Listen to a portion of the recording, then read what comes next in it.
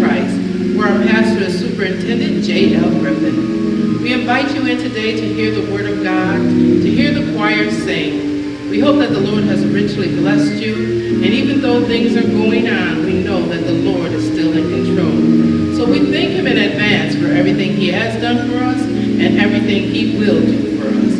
And at this time, we'll have a word of prayer. Lord, we thank you for gathering us here. We thank you for all that you have done for us, great and small. When times are turned upside down, Lord, we know that you are our anchor. Lord, they said the billows may roll and the breakers may dash, but I shall not fail because you hold us fast. Lord, just watch over us and guide us. Bring peace to the land, Lord. Watch over those that are hurting in their hearts, Lord. Lord, give them joy in the midst of all this sorrow. Just watch over us and guide us and keep us and bind us up with cords of love. And we'll be careful to give your name the praise, the honor, and the glory that is due unto you. And all these blessings we ask in Jesus' name. Thank God. Amen. And at this time, we'll have our scripture reading from Missionary Muriel Banks. So say amen for her. The earth is the Lord and the fullness thereof, the world lies that dwelleth therein. For he hath founded it upon the sea and established it upon the flood. Who shall ascend into the hills of the Lord, and who shall stand on his holy word? I have read you Psalms 24, verses 1 through 4, and God has blessed to the reading of his word. Praise the Lord, everybody. I'm just here with a brief announcement. Our regular announcements will scroll on the screen as normal, but I'm here with a special announcement.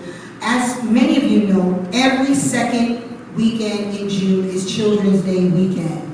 And we celebrate our children, not just that time, but especially that time because they're majority of them getting out of school, graduations are going on. So even though this pandemic is going on and we're in quarantine, we still want to celebrate our children at St. Matthew's Temple and let you all know that we haven't forgot about you and we love you. So our First Lady will like to see everybody next Sunday between the hours of 12 and 2 o'clock. So next Sunday, second Sunday, because if it was, we weren't in this pandemic, we would be celebrating our children on that day, the entire weekend.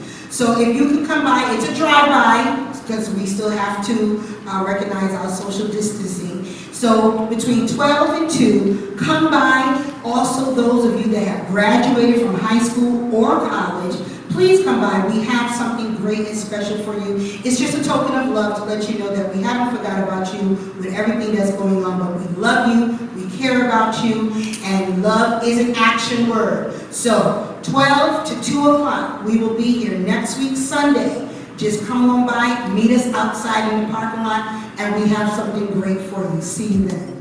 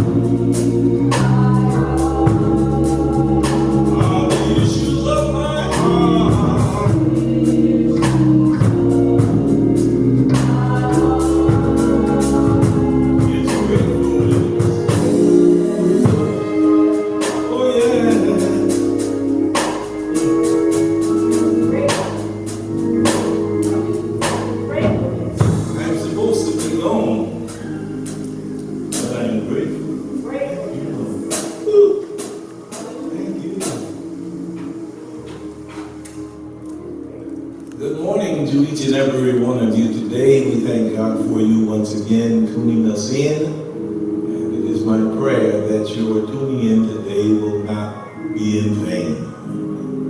Father God, I stand today to say a word of encouragement to your people. I pray that you might anoint me and that I would be hid behind the cross, that self would get no glorification. Let the words of my mouth and the meditations of my heart be found acceptable in your sight. O God, my strength and my redeemer, your word be anointed today. Touch hearts. And let men and women cry out, what must I do to be saved? For I ask the blessings in the name of the Father, Son, and of the Holy Ghost. In Jesus' name, amen. The Lord bless you today. I would like to spend the next few minutes encouraging your hearts from a word from the book of Ezekiel. The 37th chapter of Ezekiel. I normally try to confine my text to 2 to 3 verses, but today I'll go just a little longer, missionary, and do maybe at least 7 verses. The hand of the Lord was upon me, and carried me out in the spirit of the Lord, and sat me down in the midst of the valley, which was full of bones, and caused me to pass by them round about, and behold, there were very many in the open valley. And lo, they were very dry. And he said unto me, Son of man, can these bones live?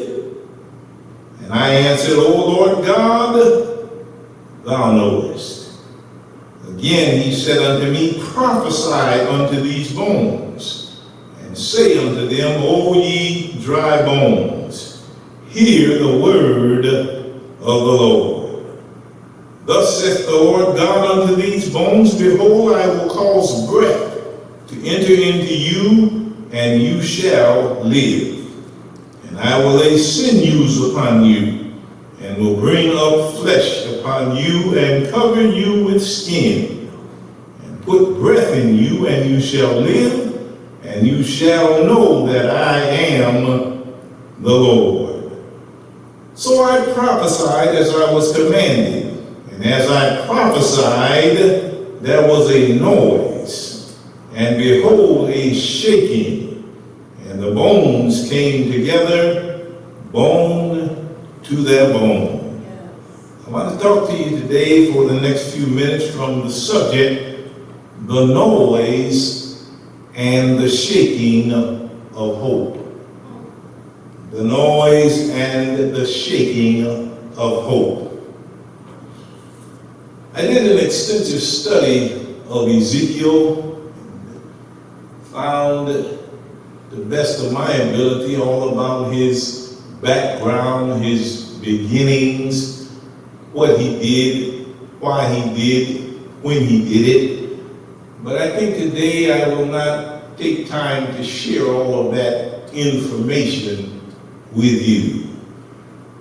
The older I get, I'm persuaded that the Bible is not really to inform us and give us a whole lot of information, but the Bible is really given that we would be transformed and have transformation. Yeah. There are many people I know that have a lot of information about the Bible, but after they get to having information, they don't have transformation. So I want to talk to you today from the subject, the noise and the shaking of hope. We find a prophet here named Ezekiel. The dilemma is that when nothing made sense, you might not accept it, but in life today, some things just don't make any sense. When nothing made sense, Ezekiel's job was to speak over dry bones. I want to speak to people that are listening today to know your job, regardless of whether it makes sense or not, when you signed up and said yes to the Lord, your job is to continue to do what the Lord said do. Ezekiel would have liked possibly to preach to people that were energetic, people that would do like we say in the church, can I get an amen?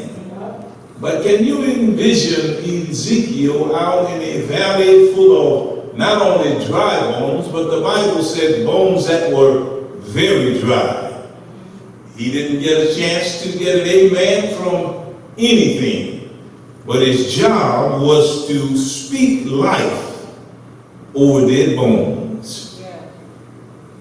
Thank you, Jesus. Our job today is to speak life over these troubled times. And then we are to trust these times and turn them over to the Lord. We have all seen the demonstrations all week long, the protests, things that are just going on.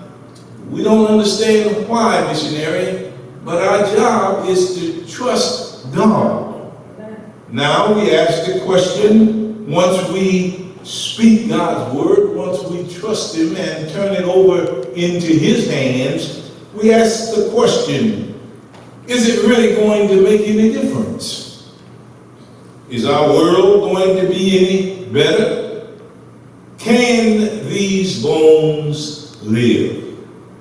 We don't know the answer to these questions. Only God knows.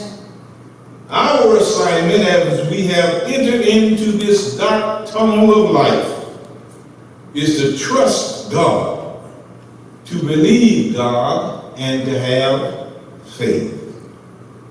Now, faith is not a conditional commitment. Faith is not a wait-and-see game.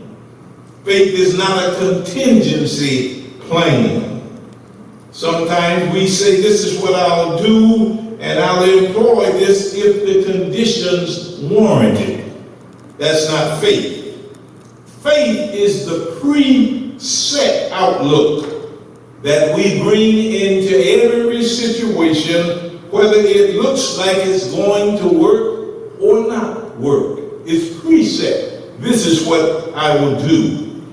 The thing about faith in God, as opposed to just faith in general, is that faith in God is recognized and guaranteed by God to get a response. The Bible did tell us that without faith it is impossible to please God. Because anyone who comes to God must believe that he is. But now here's the part that we're not so sure about. That he is a rewarder of those who diligently seek him. Faith will not end in failure, church. We may endure days of loss. Faith may not prevent us from feeling the heartaches and the crushing weight of this world. But faith will always be rewarded by God. Amen. Earnestly seeking the Lord leads us to a guaranteed victory. Faith in what these times are calling for. Faith is really what we need now. Despite all the uncertainties that may surround us, despite all the confusions that we may feel in trying to understand what God will or will not do in a course of action, our next move should be a step of faith. Our next response should be a commitment to put our confidence in God and in whatever he knows is ultimately the best for us. Even sometimes it might be suffering. The most powerful thing that we as Christians can do is to obey God when nothing seems to make sense. Obedience always brings blessings. But remember, they are not always immediate. The better say that again. Obedience will bring blessings, Yes. but they will not always be immediate or instant blessings. When we obey God and don't see the blessing right away, we need to keep stepping forward in obedience. Because when the blessing is later, missionary, I found out it's always greater. When the blessing is later, it's always greater. We tend to stop taking steps of obedience when we don't see God through immediately in what we're praying for. But when you're walking through the valley and you can't see what God is doing, you can't feel His presence, you can't hear His voice, you can't see Him for the tears that are in your eyes, obey anyway. That's the moment when you start trusting your senses and you start trusting your Savior. When you obey God, even when it doesn't make sense, you are making a huge faith statement to God, to yourself, and to others. What you are saying is that you believe the blessing will come later, but it will be greater. So I persuaded in saying the noise and the shaking of hope came to me as I watched the news this week. I saw so many mass crowds on all of our major cities. People were marching. People were waving banners. And the Lord said to me, Brother Griffin, this is a sign of a shaking and a noise. We might not believe it, but 50 years ago, people were marching in major cities. But there's something different about this march. There's something about this march when you looked on television and saw those huge crowds.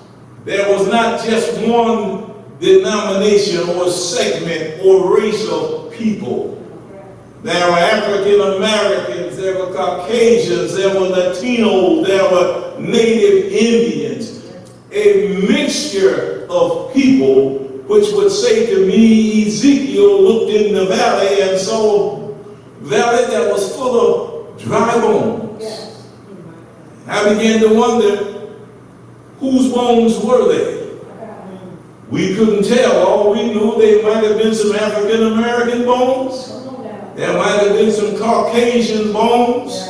But the Lord said to Ezekiel, never mind what bones and whose bones they are. Your job is to speak the word of the Lord. Yes. Your job, Ezekiel, is to prophesy to these bones. Yes.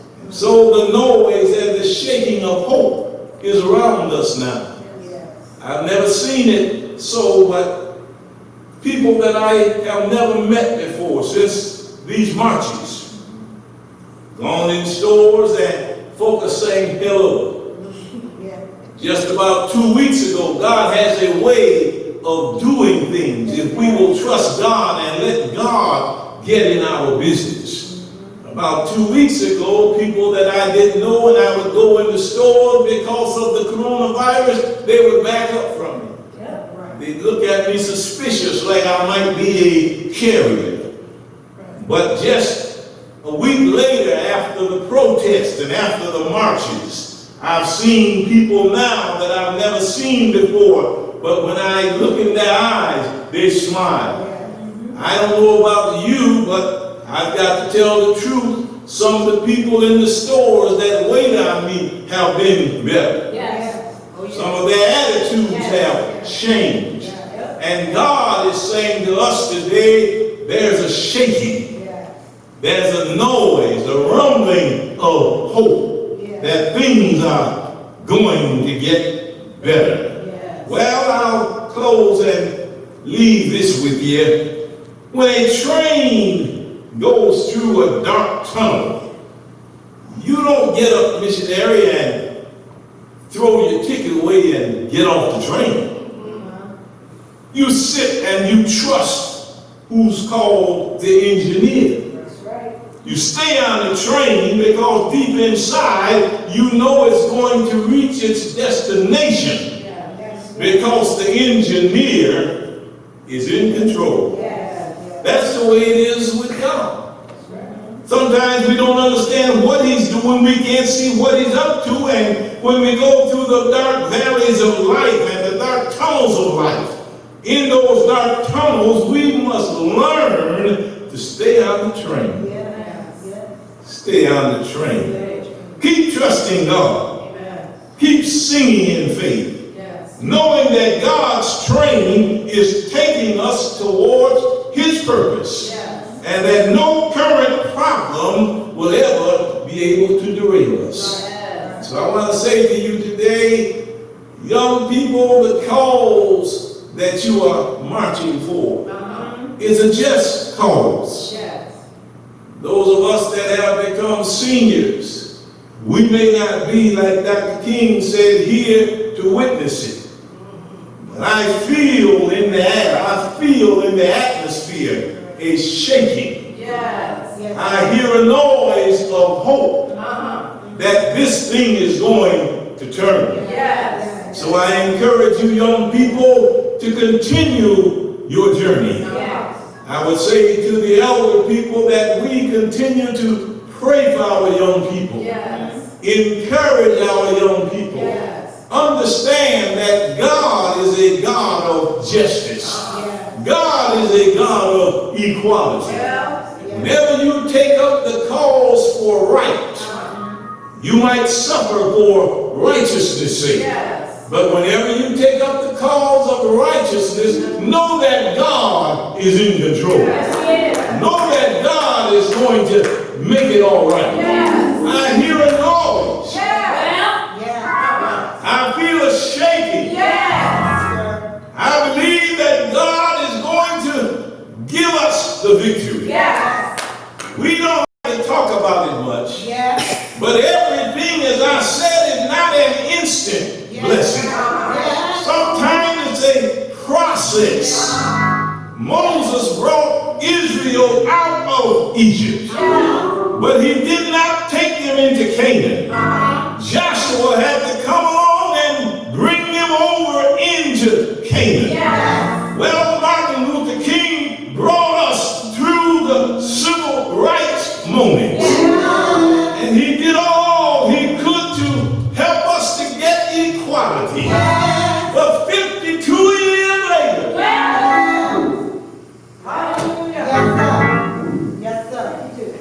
52 years later, God wants to show us that it's me that has the situation in hand. It's not a person, but it's me that does it. And when Martin was called from earth to glory, over these last 50 some odd years, we've never had a man as prominent as Martin Luther King to stand for the cause of righteousness, to stand for the cause of justice. But look how God works. Here we have a mass movement now. And I've been watching television to see who is the spokesman. And I haven't heard a name come to the forefront yet. All I see is young folks with jeans on.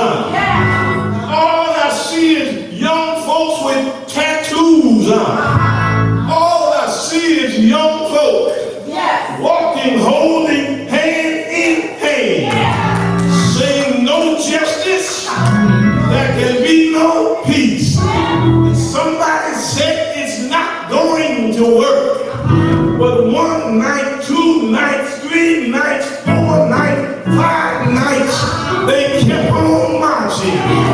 And after 9 or 10 nights, somebody stood up and said, there seems to be a resolve here. They are not going home. Curfews have been put in place.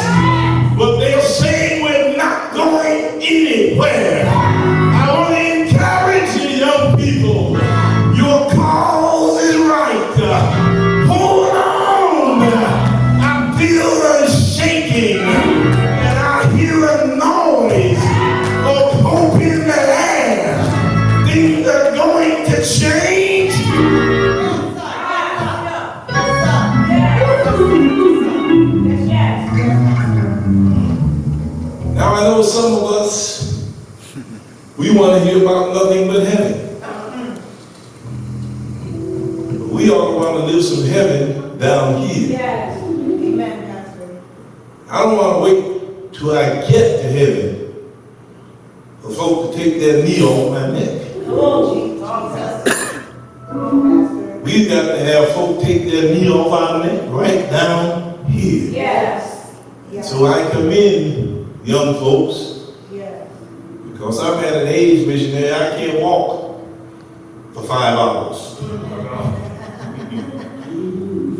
But those young folks said we're not going anywhere. That's right.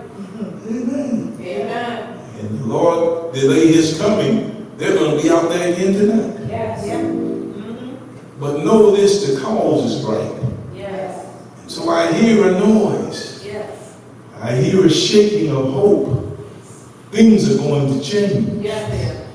Things are going to change. Yes. The power structure might not want it to change, but God is behind this. Yes. God has something to do with this. And when we get through, we need to teach our young people. Not only does God want us to have equality, God wants us to have spirituality. Yes. God wants you young people to come to know him in a special way. Yes. God wants you to give him your heart. God wants you to know that if you fight for a just cause and you know him, he'll intervene in your behalf. So be encouraged, young people. There's a shaking. Yes. There's a noise of hope. Yes. I hear a rumbling. Yes. I see things I haven't seen before. Yes. Yes. Hope that you think, when did you ever think you'd see chief of police getting in line with protesters, Yes. getting on their knees? Yes, Pastor. When did you ever think that a man with no prominent name, that a George Floyd would stir up a nation, Yes. and that people are rallying not just in this country, but all over the world? God is saying that Ezekiel prophesied. And preachers, our job is to prophesy. Our job is to speak to these young people and to encourage their hearts to let them know, even though it might be rough, stand for the cause of justice. And we're not saying be violent, but those young people that are standing for what's right, weeping might endure for a night, but joy is coming in the morning. Shall we pray? Father, I thank you today for the rumbling, for the shaking, for the noise of hope that's in the atmosphere.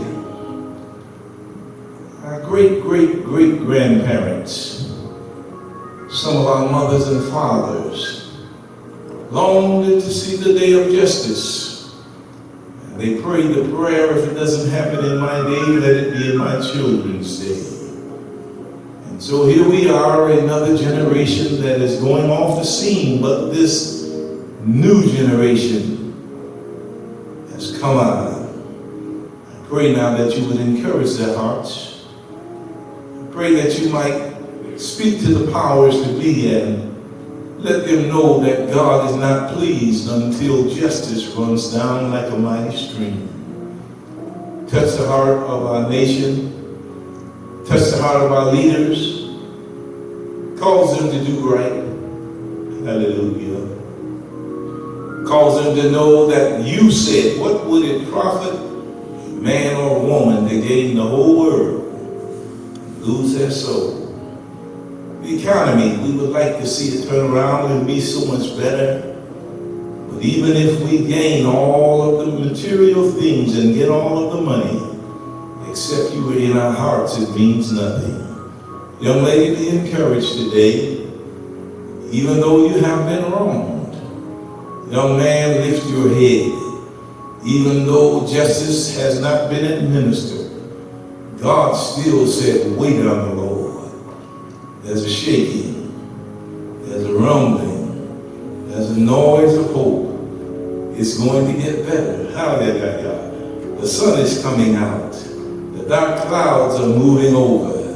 And so this theme song today, I am grateful for the things that you have done. You brought us to this point and we didn't know, dear God, how we were going to go further. But in the midst of a pandemic, you allow a situation. Because of the negative situation, you are allowing good to come out of it. You are allowing men and women now to really speak up and say justice is right for everyone. Be encouraged today. The Lord bless you. The Lord smile upon you. And the Lord give you his peace. Again, we thank you for tuning us in. We thank you for your contributions each week. I'm sure that there are many of you that listen that have not yet sent a donation, but I would ask that you will let the Lord touch your heart. Let the Lord speak to you and tell you what you should give. And as he touches you, then if you would like to send a Giveify, send it in the mail or whatever, St. Matthew's Temple would be so appreciative. Until next week, be blessed, be safe, be encouraged.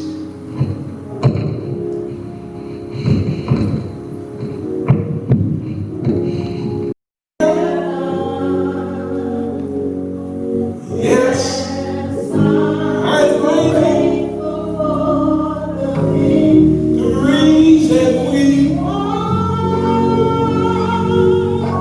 I could go on and on and on.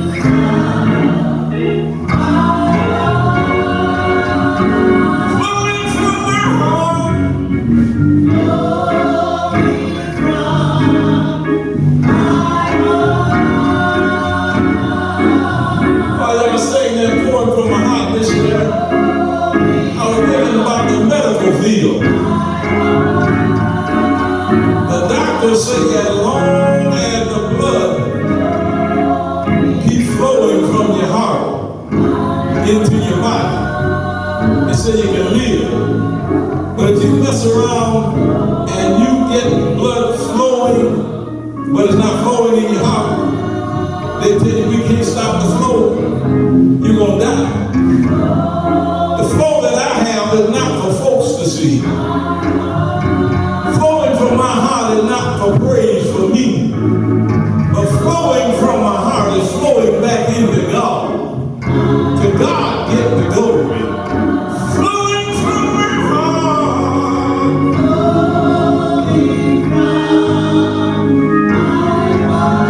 That got a flow that can't be shut off.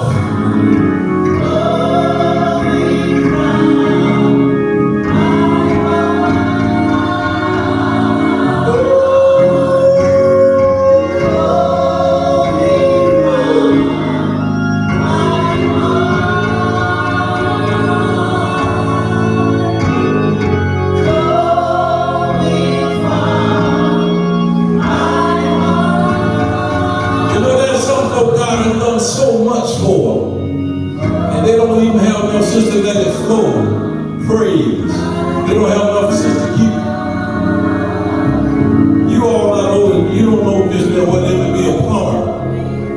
But see, if your plumbing gets stopped up, if something gets down there in the line, the flow stops. And you can't get anything. Plumber has to come in there and run something down through the track and unplug what's there so the flow will come back again. Some folks that got selfish. Some folks that got proud. Some folks that just let things got in their way and the flow has stopped. But I'm glad today the flow is still going.